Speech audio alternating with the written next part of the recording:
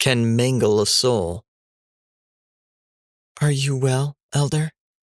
Luna asked. The feast had ended 2 hours ago. Shock and disbelief still tormented Clew. The sight of the calloused deaths, juxtaposed against the flagrant feast, startled Clew. He returned to the hospital to lead a meditation with Luna. Of course, she instantly sensed his shock. "Sorry?" Clew asked, trying to shake himself back into the present. "Some time has passed since you last spoke," Luna said, hesitation restraining her voice. "We were discussing my progression today." "Right," Clew said, clearing his throat and rubbing his eyebrows. "How is that going?" Guilt crossed Luna's face. Her eyes lowered to her laced fingers resting in her lap. "My trials have worsened, but I'm determined to stay strong." Clew watched her, unable to define his own feelings. Why was he suddenly so conflicted? Very good, he managed. Silence passed between Clew and Luna.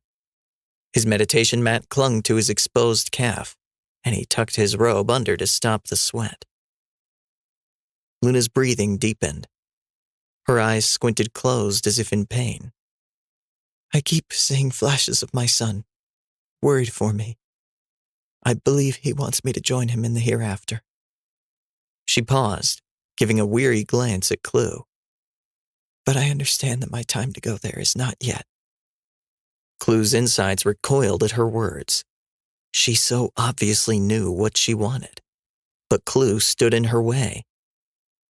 Did she know that Clew was a fraud, or was she genuinely looking to him for guidance? She was on Earth in another body with her son.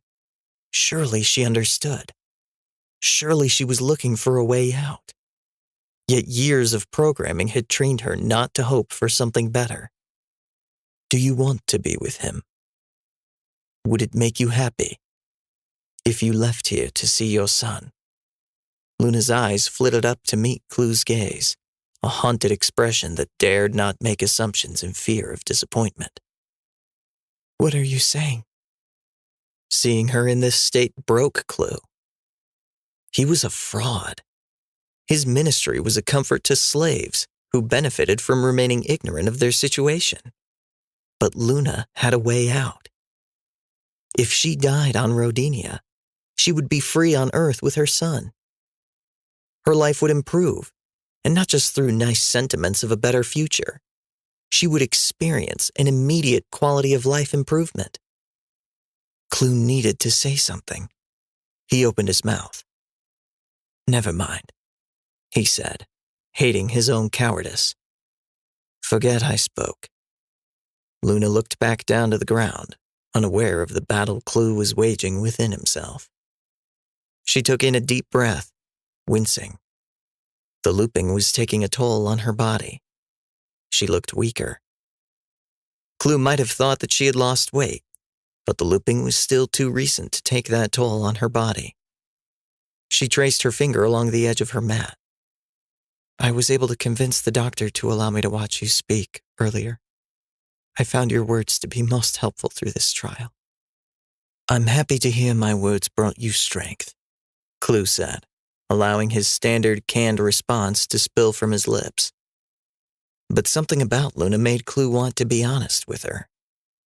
"It seems you were among the few who thought so." Luna returned a sad gaze to Clew. "You should not blame yourself if others have not prepared to hear your words." Clew's lip gave an involuntary tremble, and to stop himself from tears, he burst into laughter. Something about the situation was so absurd that he could not remain neutral. "What did I say?" Luna said, not seeming to know if it was appropriate for her to join in with Clew's mirth.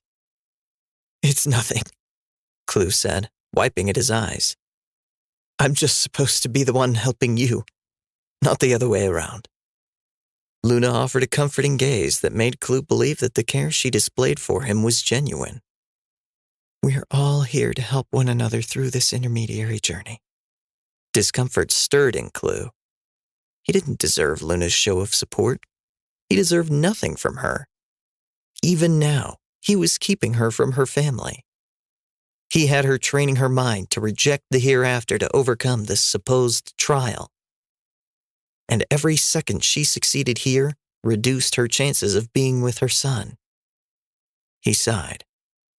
It just hasn't turned out as I thought it would. Luna twisted her lips. I'm not sure it did for anyone. It should be different, Clew said, inwardly berating himself. He needed to just tell her, set her free from what he programmed her to be. Sometimes things just are, Luna said. Should doesn't change reality. Clew shook his head. This was too much. It might in this case. Your existence would have been better without me in it. Luna's hand reached out across the mat to Clew's in a sign of support. Trust yourself, Elder. The people see. You're the only one who cares about them. This intermediary life is so fraught with trials. Clew recoiled from her touch, shocked out of his indecision. I made it up. Luna's hand retracted. She gave a half smile, as if unsure she had heard Clew properly. What do you mean? Made what up?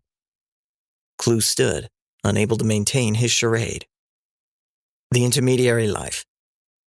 He began to pace. The hereafter, initiatives. I made it up to distract you all from the fact that you're slaves. No.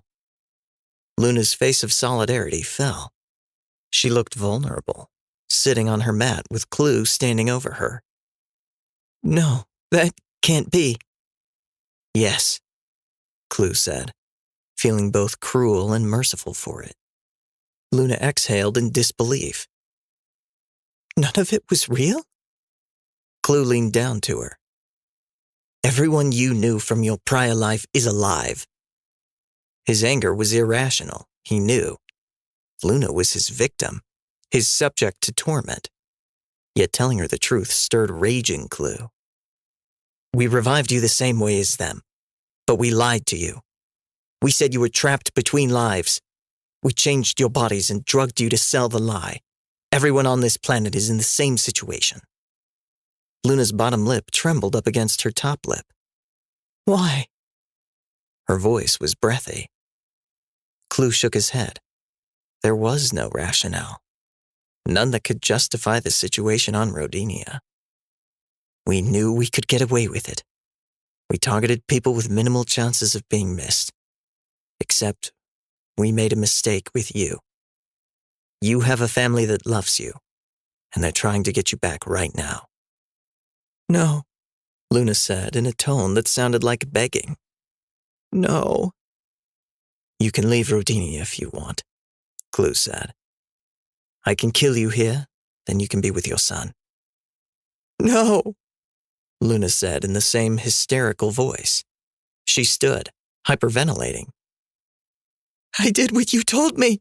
I knew I had to reject the hereafter. I saw my son. He begged me to stay, and I told him I couldn't.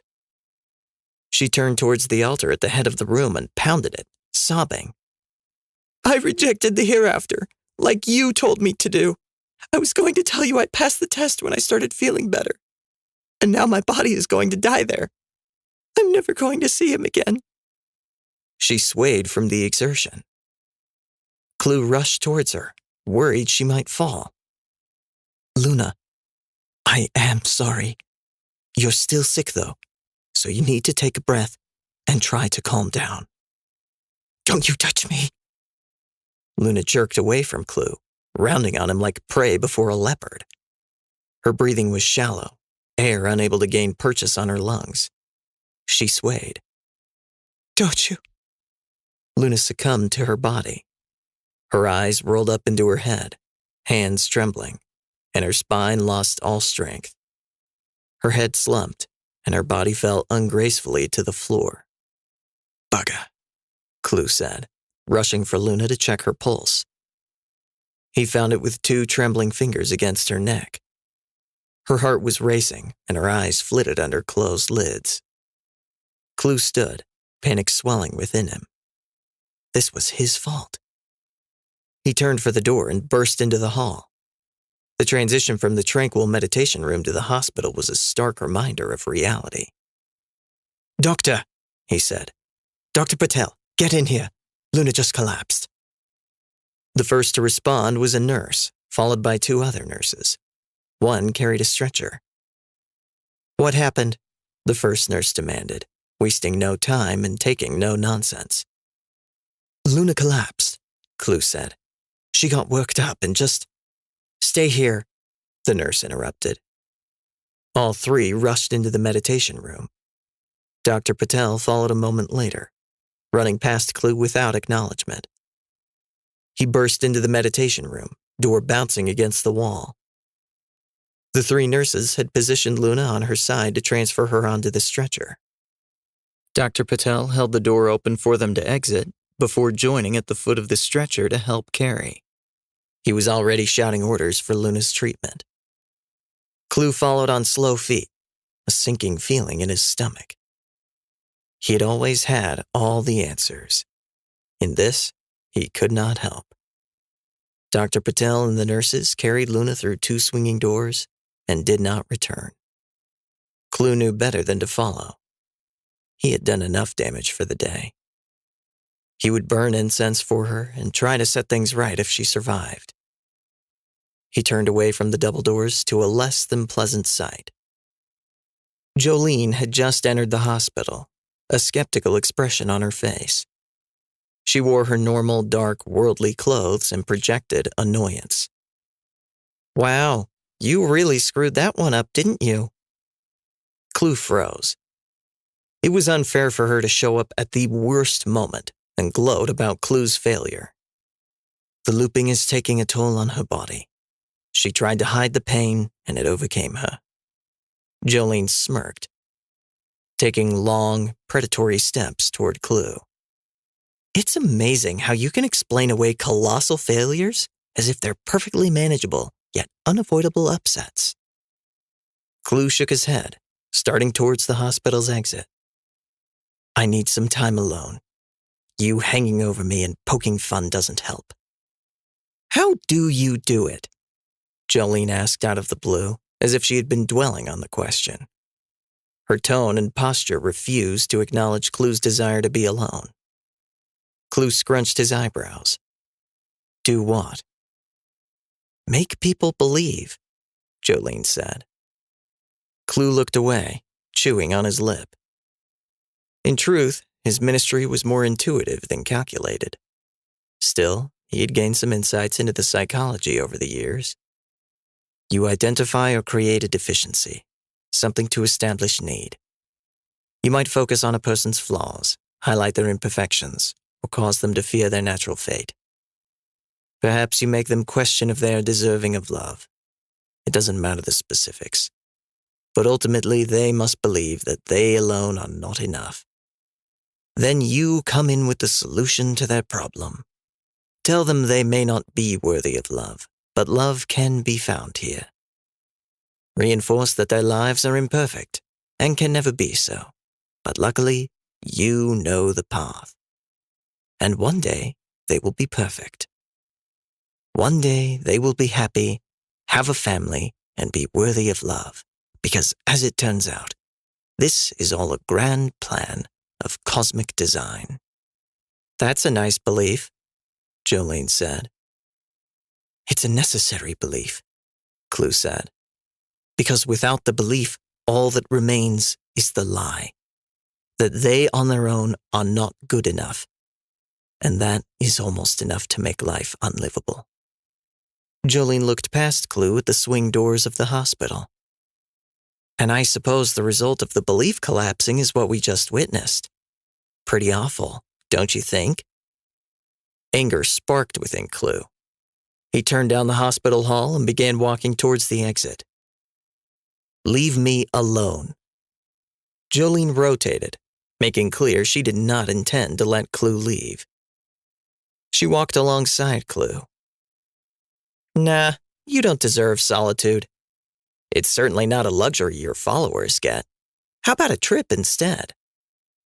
Clew hung his head, restraining the growl that threatened to escape him. What do you mean? Jolene tipped her head. Come to the manufacturing front with me. I've been there before, Clew said, letting that growl out just a little. But never with me, Jolene said in a tone to deliver bad news.